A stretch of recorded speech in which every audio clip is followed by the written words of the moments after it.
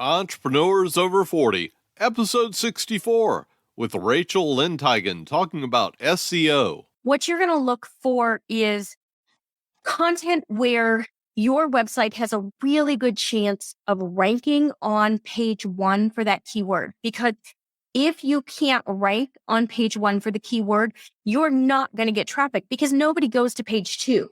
So you're wasting your time. So you want to choose a keyword that you can rank on page one.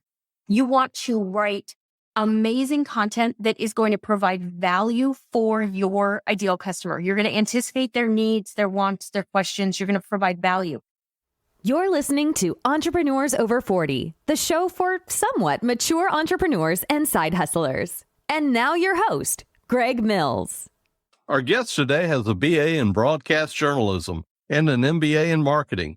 She's a marketing expert with more than 20 years of experience. She's focused on SEO and content for the past decade, working with some of the biggest e-commerce retailers, creating strategies that drove 8 figures annually from SEO for most of her clients. Today, she runs Etched Marketing and teaches SEO to overwhelmed entrepreneurs in an easy-to-understand, non-techy way so they can get more website traffic without buying ads. She calls herself a nerd who loves words, here amongst friends. Without further ado, Rachel Lindteigen. Yep, Lindteigen. Hi. Thank you so much for having me here today. I appreciate it. It's our pleasure. Now, Rachel, can you take a few moments and fill in the gaps from that intro and bring us up to speed with what's going on in your world? Yeah, absolutely. So I've done a little bit of everything when it comes to marketing over the course of my career. I've worked for special events. I've worked for nonprofits. I've worked for the corporate office of a franchise. I worked in ad agencies. And for the last 5 years, I've worked for myself, servicing small business owners, helping them with content marketing and search engine optimization. And now transitioning into offering online courses and teaching others how to do this so that they can really understand the power of Google and get that free website traffic to their businesses so that they can grow without having to invest a lot of money in ads, because so often small business owners and entrepreneurs don't really have a big ad budget to work with. So we've got to learn how to really leverage the free marketing channels. Okay. Now, did you come from an entrepreneurial background at all? Did anybody in your family have their own business? Not really. My mom was in real estate for a few years when I was a kid. My dad was in hotel management. My grandparents did. My grandparents on my dad's side owned a marina, and my great-great-grandfather was a boat builder in Canada. So yes, generations back, my parents, not so much. I read on your website that your dad knew that you were a born marketer. How did he know that? So my dad ran hotels and there's a hotel school in Switzerland. He ran big, fancy hotels. He always had marketing teams who worked with him and marketing directors. And from the time I was probably 7th grade, when I started talking about wanting to go into journalism, my dad said, "Oh, honey, you're a born marketer." He just said he felt like it fit my personality, it fit my interests, it would suit me well, and it would allow me to support myself. Whereas journalism wasn't necessarily going to be as lucrative, nor was it going to have the schedule that I would ultimately want once I had a family. So he was unfortunately right. He and I had a lot of conversations about it while I was in college. He unfortunately passed away while I was in college. So he never got to see me actually end up fulfilling that destiny that he was certain was going to be there for me. So it's kind of funny. It's also kind of bittersweet.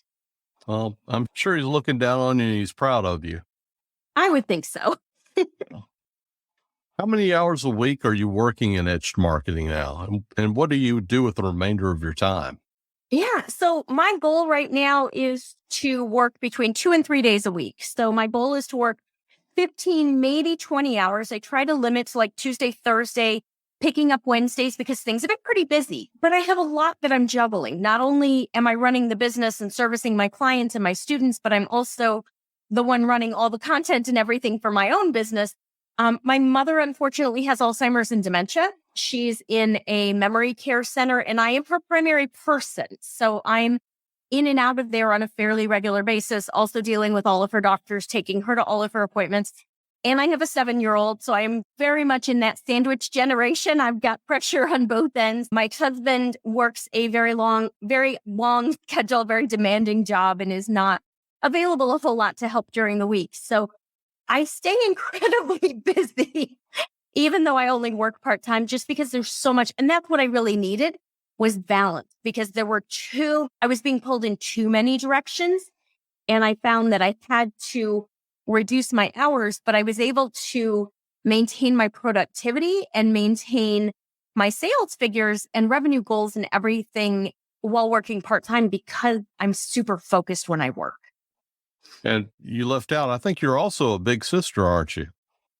I was in Big Brothers Big Sisters for many years. I am not officially, but I am still in contact with my little sister. I'm also on the board of the PTO at the elementary school.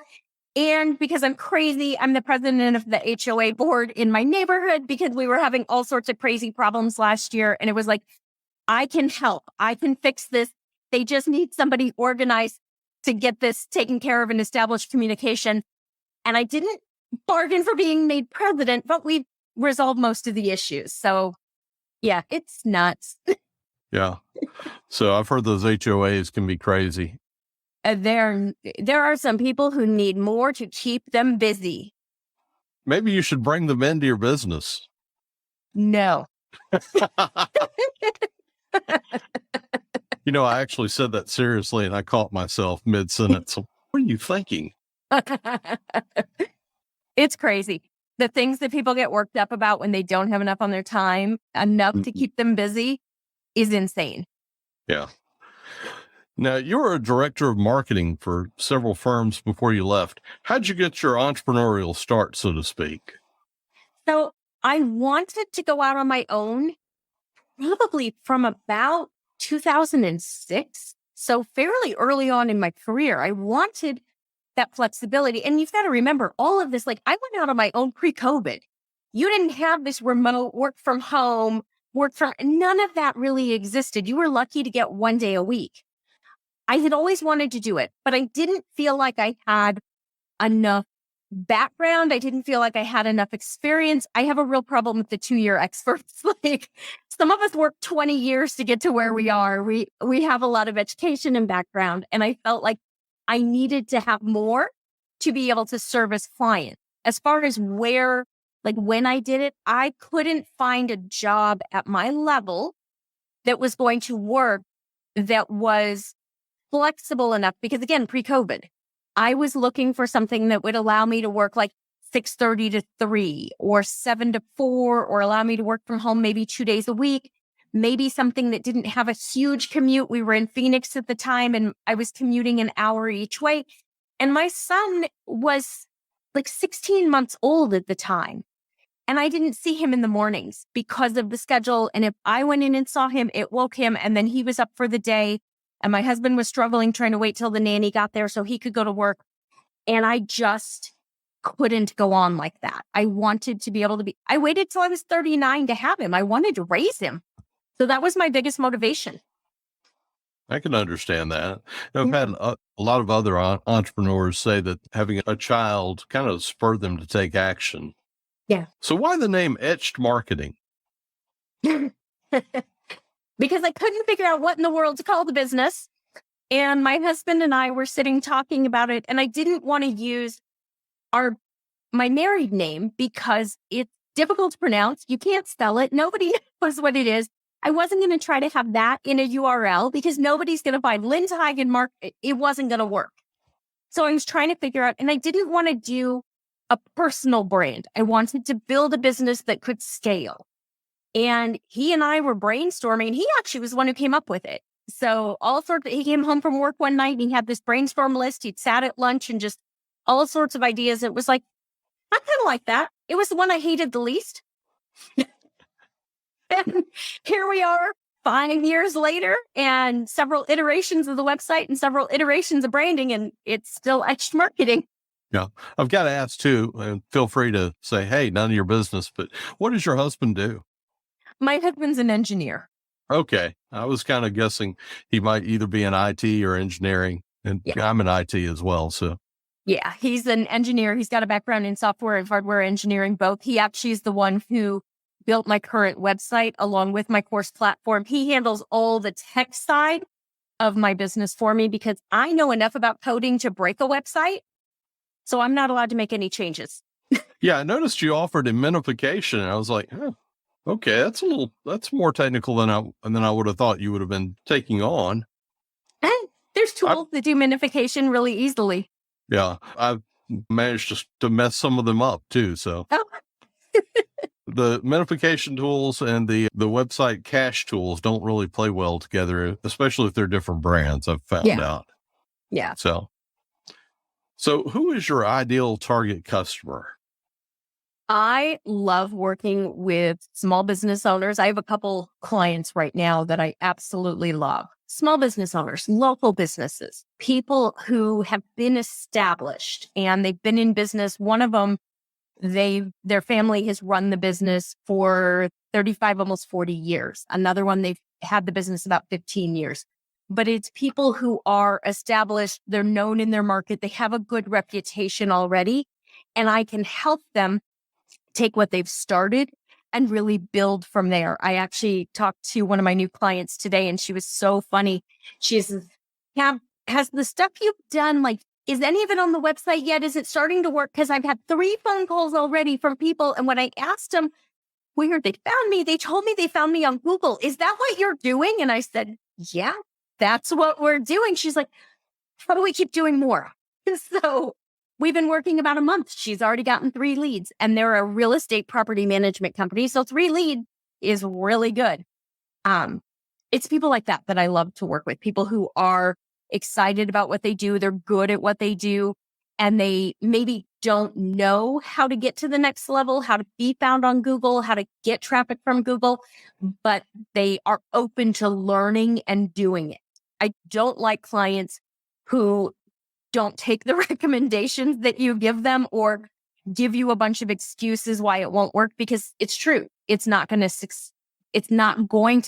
They're not going to get the results if they don't do the work or they don't allow you to do the work. And then it's a waste of money for both of you.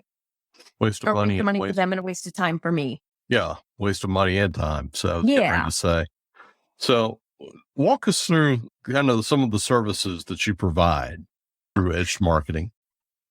So I have 3 different core packages depending on a client's needs and their budget and how comfortable they are with the idea of trying SEO and content marketing. So if they're just starting to dip their toe into it, they just want to do a little bit to see how it works, then I have a starter package, and that's where we optimize 5 pages. So I go through, I tell them what pages I think we should optimize based on their Google Analytics and their current performance. Then I do some keyword research for them. I write their title tags and their meta descriptions. I minify their images for them if they have, because so many, they have really big images on their website and those slow down the website, and Google likes a fast bite. Images are usually the number one issue. So I do that. I give them some tips or feedback on their copy. Some of them, so they seem to take either package 1, which is that one, or package 3, which is the everything plan, where it's that. Plus we set the content strategy. We do a competitive analysis on their local market where we look at 3 different competitors and what are they doing from an SEO standpoint and a content standpoint. And I put together a strategy for their blog and I give them ideas. This is how often you should blog. This is the type of content. Here's your first 12 ideas. The client I was meeting with today, that's what they're doing right now. And they're like, okay, but when we're done with this, what do we do next? So I do from there, if they want to do like ongoing, I do create their blog posts. I run their reports. I track everything and adjust their strategy. Some of the clients that I do that side of it for, I've been working with for, I think we just passed the 4-year mark with one of them. When you're generating content for your clients, how are you doing that? Because who would know better than them what kind of content that they could provide or what they could do? So one of them that I've written their blog posts for years is a Montessori preschool. I was a Montessori mom. My son went to a Montessori. My stepdaughter went to Montessori. I have been in the Montessori world for the last 10 years. So it's pretty easy for me to write their blog posts. I go through and I identify where the opportunities are for them. So these are the keywords that you could potentially rank for. These are tied to your core business lines. These are tied to revenue. Like Here's what I think we should go after. And then I write the initial draft, and then they let me know, okay, we do it slightly different here. We do this, we do that, and we adjust accordingly. Some of the other clients, I've just given them the strategy and the ideas and the keywords and said, this is what you need to write your blog post on. So it really depends on how comfortable they are, what their resources are like. But I've been doing this for a long time. I can write on all sorts of stuff. So, Okay. I went to journalism school. You can pretty quickly figure out how to write a blog post on a certain topic when you understand and you've written that many pieces over the years. Fair enough. I guess I didn't think that one through. How are you identifying like the keywords? Are you using special tools like Neil Patel's? So there's a number of them. When I was with the agency, Mon tended to be my favorite tool.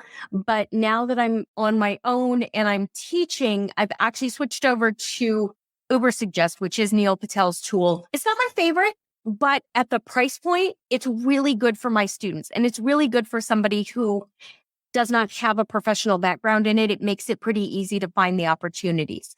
So I really go about an SEO informed content strategy. So I use whichever keyword tool. There's Moz, there's Ubersuggest, there's SEMrush, there's the Google Keyword Planner, there's small SEO tools. There's a bunch of them. Use whichever one you're comfortable with, whichever one you like. You're going to get the same data generally from all of them because it comes straight from Google. What you want to do is look in there and see what keywords show up. Like just start with something that's base related to your business, related to your product or your service, and go in and just start seeing what shows up. You're going to see a lot of questions. You're going to see a lot of queries, things that maybe you can use just as they are in their perfect blog post title, or maybe it gives you an idea to go from there. What you're going to look for is content where your website has a really good chance of ranking on page 1 for that keyword. Because if you can't rank on page 1 for the keyword, you're not going to get traffic because nobody goes to page 2. So you're wasting your time. So you want to choose a keyword that you can rank on page 1. You want to write amazing content that is going to provide value for your ideal customer. You're going to anticipate their needs, their wants, their questions. You're going to provide value. Your final step is that you're going to optimize that content for Google, meaning you're going to create a title tag and a meta description, and you're going to use that keyword in your file name and in your header tags and all those different areas that Google's going to look at so that Google understands what it's about. I always start my content strategy, my content development at keyword research, because that's the key to having success with it. Now, you're a big fan of organic traffic, and I can understand to a point, but you had also listed several other reasons that I had not even thought about on your website. Can you talk a little bit about why you're such a fan? Well, organic traffic, first and foremost, it's free.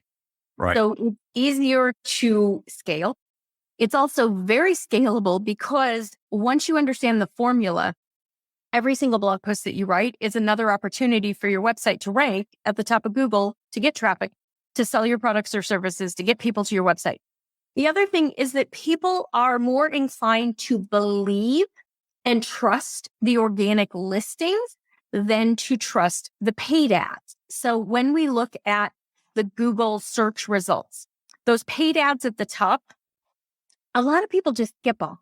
So an average click-through rate on those, a good click-through rate is 3%, meaning 97 out of 100 don't click. But when we get to the number 1 position from natural search, immediately below the ads, the average is 34 to 37%, depending upon which research study you're following. So people are 10x more likely to click on the first organic listing than the ads. And then when we start talking about social media, the ad numbers, the click-through rates are even lower. A good click-through rate on Facebook ads is 1%. Because it's interruption marketing.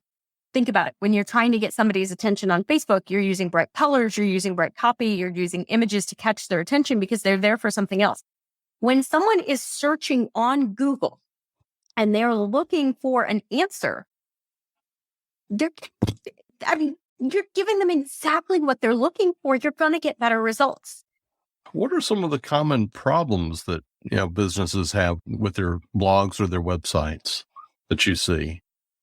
So there's only a handful of them. Probably number one. So number one and number two, they've done nothing from an SEO standpoint. They don't have title tags. They don't have meta descriptions. They've just used whatever is the standard that their system produced. There's nothing there.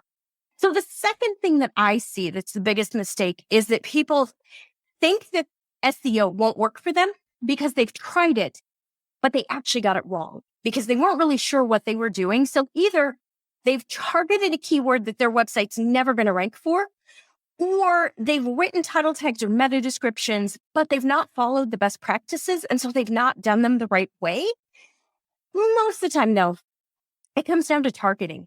Because if you've tried SEO and it didn't work, I can generally look at your website in a matter of minutes and tell you why it didn't work. I actually have this conversation with a client during my call this morning.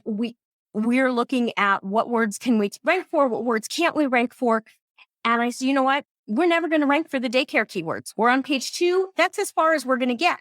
So if they try to go after daycare where they're up against La Petite and Tutor Time and like all these big national chains and they're one local Montessori school, they're not going to outrank them because in Google's eyes, they're not as authoritative on the subject of daycare as these big national chains. So it's the same thing if you're like a decorator and you're trying to go after the word mirror or home decor. Like when I worked at the agency and I worked with clients that had 300 and 400, 500 locations, they ranked for those words. Us as small business owners and entrepreneurs, we're never going to rank for them. And that's okay. So we have to kind of shift our thought process. The biggest search demand is not necessarily the best keyword. The best keyword is the best opportunity that we can rank at the top of page 1 on Google for. And that's a lot of what I work with my clients on. It's also a big part of what I teach my students is how to find those keywords where you can rank on page 1. But the thing that I tell people, like in some of my trainings, is just think about the word you're looking at. Go to Google. If you're seeing big national brands, you need a different keyword. What you want to really see in the results are people that you recognize, they're local, they're similar to you, then you're probably on a pretty good track. You can learn more, you can learn exactly how to do it, but that's going to get you headed in the right direction. Okay. What kind of tools, both free and paid tools, do you advocate for people to use to improve their SEO? So the most important tools, in my opinion, are a keyword research tool, whichever one you want, whether it's Ubersuggest, Google, keyword, you pick. Google Search Console is really good because that allows you to look, it used to be Webmaster Tools. It allows you to look into it and see, how's my indexation? Does Google know all the pages that I've submitted? You can put your sitemap in there. You can do things. There is keyword data, but within the professional SEO industry, we don't really trust that. We say that it's directional at best because about 10 years ago, Google pulled all the keyword data out of Google Analytics. And then they started giving us some over in Webmaster Tools, but it never aligned. It was never the same. So look at it, consider it's got some benefit, but don't make your decisions based upon what's in there. The other tools that you should absolutely be using would be something like Mozbar to be able to look and see what is your website's domain authority, what is the domain authority of your competing websites. There are some tools that you can use to check backlinks because it's really important. Backlinks are part of what impacts your website's domain authority, which is what Google thinks your website is, how authoritative Google thinks your website is, more likely to rank if you've got good backlinks. So checking stuff like that, you can use Ahrefs, you can use Open Site Explorer. There's different ones. If you use Ubersuggest, they have a backlink explorer. I also like, from a content planning standpoint, I like obviously the keyword tools, but I like to go to Google and look at Google's suggested search and start with my term that I'm thinking of using and find out what is Google suggesting? What does Google think I might be searching? Because that's data that's relevant and recent. You're also going to get related searches. You're also going to get people may ask. These are a lot of really great content idea generate. There's a tool called Answer the Public. It's been private. Uber Suggest just recently bought it. I'm not exactly sure how that's going to impact everything going forward, but it's another great one where you can put your keywords in and you can start to see what type questions people ask. And then ultimately Google Analytics. You need to track your performance. So whatever keyword research tool you're using, you generally also have an option of tracking keyword performance if you have a paid account. So Google does not have that, but like Uber Suggest, Moz, SEMrush, all of them do. You want to track your performance because otherwise, what's the point? So you want to track your keyword positioning. You want to track your organic traffic within Google Analytics. You want to look at your engagement metrics. How much do people like the content that you're creating? Is it the right content? Are they reading a bunch of it or are they just looking at it and being like, yeah, no. So there's a lot. Those are probably the main ones would be a keyword research tool, a keyword rank tool, something to check the domain authority of the websites, and content planning tools, along with analytics to track your performance. Now, in 2022 and beyond, what online platforms do you see as being the best for small business owners to engage in? I think really, if they don't have a website right now, they're missing out. They need to have a website. It needs to have content and it needs to be optimized, because without that, without content and optimization, they're not going to show up in Google. They're not going to get traffic. Then I do think they need to choose at least one social media channel. They don't have to do them all. They don't have to jump on every trend, but they need to choose one, and they need to really think about their ideal customer. What channel is your ideal customer the most likely to spend their time on? And focus on that and follow the best practices for that channel. And that means if it's Instagram, you gotta make reels. Nobody likes to do it. Nobody wants to dance. Nobody wants to feel a fool. Nobody wants to do that. But you know what? If I put up a plain old video, if I put up a plain old picture, I get like 3 likes. If I do a video where I teach the same 4 things, yesterday's video got 3,000 views and 40 likes. You have to give the algorithm what it wants. And on social, it's video. But you've got to do that to expand your reach and to help your audience get to know you. But above all, direct them back to your website. Get them on your email list. Get them used to coming to your website, because you don't own social. And as the algorithms change, your exposure changes and you're building your business on somebody else's land. It's borrowed land. It's not yours. The final thing I'm going to say is if you're using an email address that's your business name at Gmail, you need to get a real email for your business. Set it up your G Suite. It's like $5 a month, but you don't look professional when you are using those other emails. And I know we're over 40. Let's admit right now, if you have an Outlook, you have a Ymail, you have Yahoo, anything, AOL. My friend teases because she's still got an AOL and she sends the grandma emoji every time she gives it out. You need to get rid of that email address because you're going to be seen as obsolete and old. So if you're using something regular, it needs to be Gmail, but for your business, it needs a business email, me@mybusiness.com. What are you hearing from your clients about how edge marketing has increased their clients and their cash flow, et cetera? So one client, we've more than doubled their organic traffic since we've been working together. We were looking at it recently. We've had 17,000 unique visits, 17,000 new potential customers who've come to the website since we've been working together. The other one was talking about the fact that they got 3 leads, and we've barely done anything. We've optimized 5 pages and they've already gotten 3 leads. I have another one where we've gotten about 600 emails on a new email list because we optimized and then we put the opt-in on that blog post that's ranking. So that's part of what we go through is look and see what's the low-hanging fruit. But in general, it's that we're driving traffic, we're generating leads. Most of my clients, SEO is their number one traffic generating channel and the number one lead generating channel. So they're excited to continue working because their phones are ringing, they're enrolling students, they're selling products. And when they're asking people, how did you find out about me? They're saying from Google.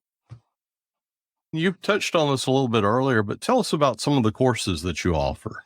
I Yeah. believe you have got both a free introductory course as well as your super. I'm sorry, I keep wanting to append super to the Simple SEO program. Maybe you should rebrand that. Super Simple SEO. Absolutely.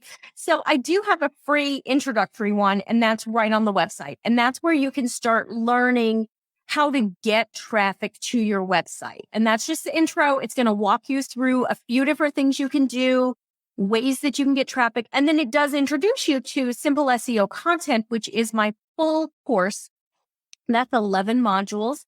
It's A to Z, everything you need to know about SEO and content without fluff and without getting super technical. So the reason I named it Simple SEO is because when I talked to potential students and I did my research, they were afraid of SEO. They knew they needed to do it, but there was like this shame around, I'm not sure if I'm smart enough. I don't know if I can figure this out above my pay grade. I don't even understand what SEO is. I've heard about it. And so I wanted them really to understand this is easy. Once you get what you have to do, it's a rinse and repeat process. So I walk them through step by step. This is how you come up with ideas. This is how you find the keywords. Here's how you create the content. Here's how you batch your content. Here's how you optimize it. Like just to make it as easy as possible. Here's what you want to track.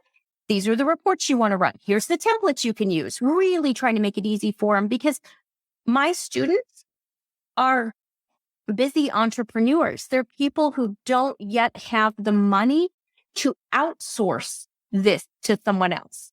They need to do it themselves, but they also need to make sure that they're getting it right. And there's so much misinformation out there when it comes to small business marketing and SEO and content. And it broke my heart because for years I was at the big agency working with Fortune 500 clients.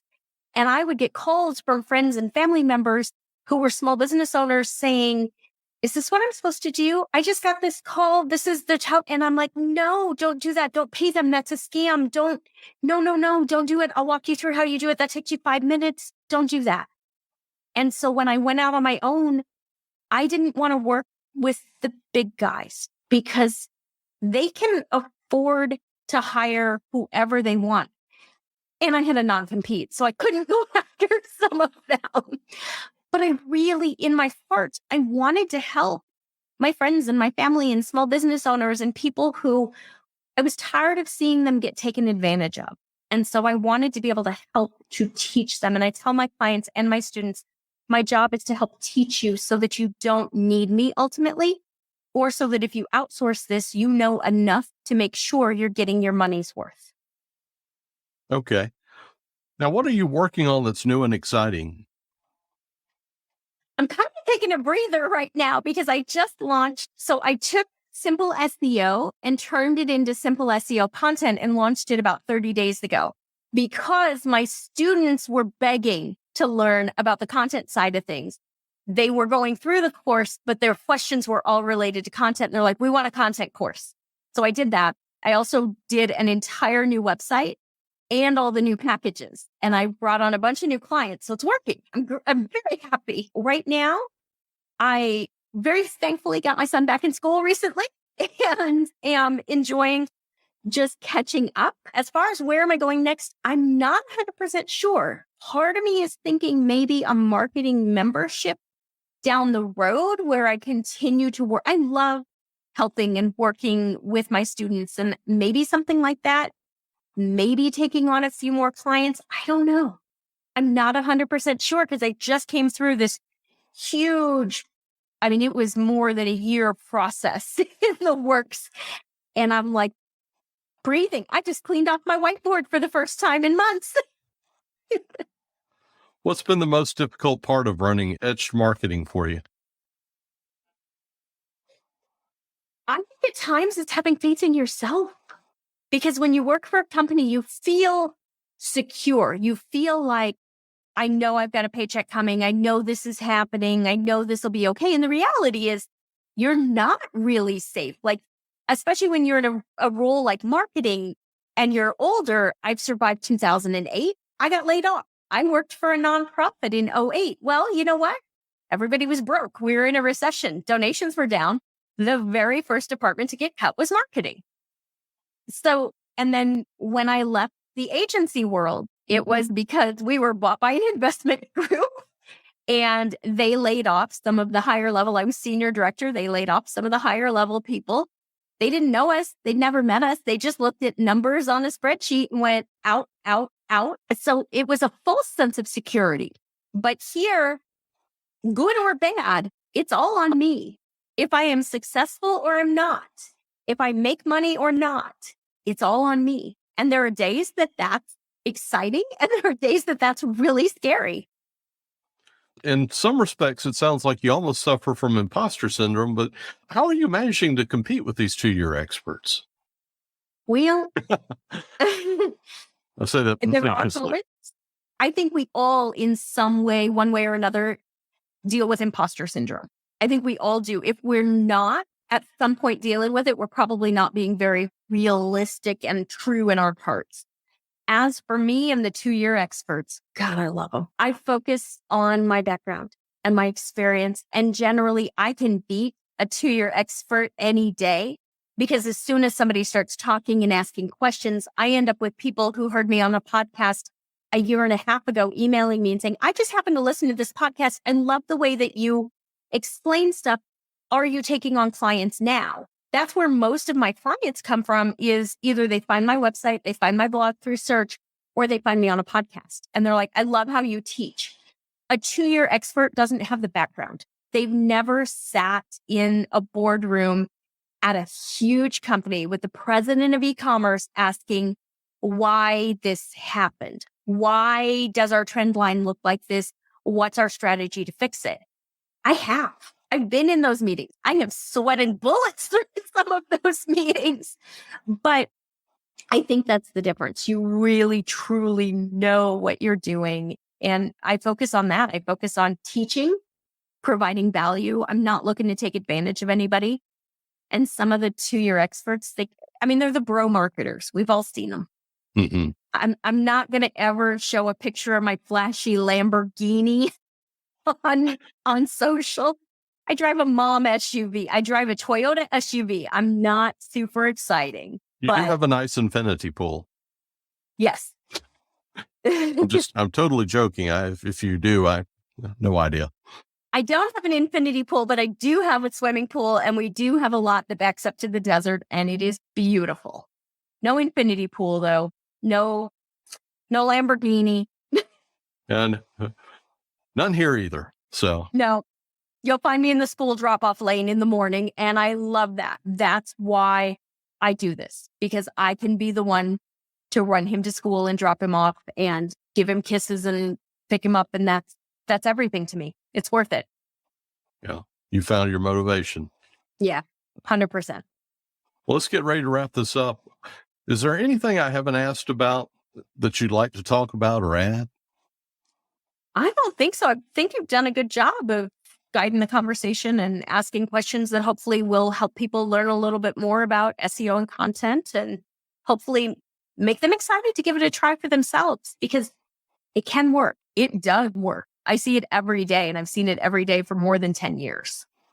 Okay. What final words of wisdom dealing with SEO would you like to share with us? Don't be afraid of it. Learn what to do. Don't try to go it alone. Yes, you can go it alone. You can learn from blogs. You can learn from YouTube. You still run the risk of making a lot of mistakes. You still run the risk of wasting your time, of choosing the wrong keyword, of doing all those things that we see where people don't get results. Whether you hire someone, you pay to take a class, you take a free training, it doesn't really matter. Just make sure that you're not learning from a 2-year expert. You're learning from a true expert, whether it's me or someone else. That doesn't matter. Just make sure that you're learning from someone who knows. What I would recommend you do is check their website, check their testimonials, go look them up on LinkedIn. Those 2-year experts, there isn't much of anything about them on LinkedIn. But if you look at those who've been at this for a while, who've done it professionally, they're going to have a pretty good LinkedIn page. Okay.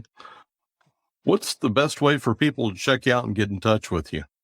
Yeah, absolutely. Through etchedmarketing.com is my website. You can find the free class there. You can find my opt-in, stuff like that. The social media channel I'm most active on is Instagram. So you can find me over there at Etched Marketing Academy. Send me a DM. Let me know that you saw me on this podcast on Entrepreneurs Over 40. Let's celebrate the fact that we're over 40 and on Insta and trying to be cool like the kids. All right. Are you on TikTok? No. But I'm not. So I'm not on TikTok because my husband is in cybersecurity and he is not comfortable with all the regulations and things with TikTok and how much information they want. So no, I've not. I don't have it. It's just not worth it. Well, it's not worth it. And I don't think that there's a lot of, potential clients that you're missing out on. So I don't either. I was kind of throwing that out as more of a joke, but you never know when you throw these things out. Sometimes people bite. Some are, and there's a lot of pressure within the entrepreneurial world. It's shiny object syndrome. And that's, I think, one of the biggest things. Don't just chase shiny objects. Figure out what your strategy is. Because remember Clubhouse a year and a half ago? Everybody wanted to be on Clubhouse. You had to have an invitation. And it reminded me of Pinterest back in the day where you had to have an invitation to get a Pinterest board, a Pinterest account. Yes, TikTok is the darling today. TikTok's not going to be the darling in another year. Snapchat was the darling 5 years ago. Just pick one, focus on it, do great things, and just really think about your ideal client. Where are they spending their time when they're maybe looking for the information that you have? Great advice. Well, that's a wrap. Thank you, Rachel, for being a guest on Entrepreneurs Over 40. Thank you. Check out the newly redesigned Entrepreneurs Over 40 website at www.entrepreneursover40.com. While you're there, sign up to get updates from us. Also, don't forget to subscribe in your favorite podcast app so that you don't miss any other episodes. Thank you for listening to Entrepreneurs Over 40. Check us out at entrepreneursover40.com. If you've enjoyed this podcast, please leave us a review on Apple Podcasts, Google Podcasts, or your favorite podcast directory.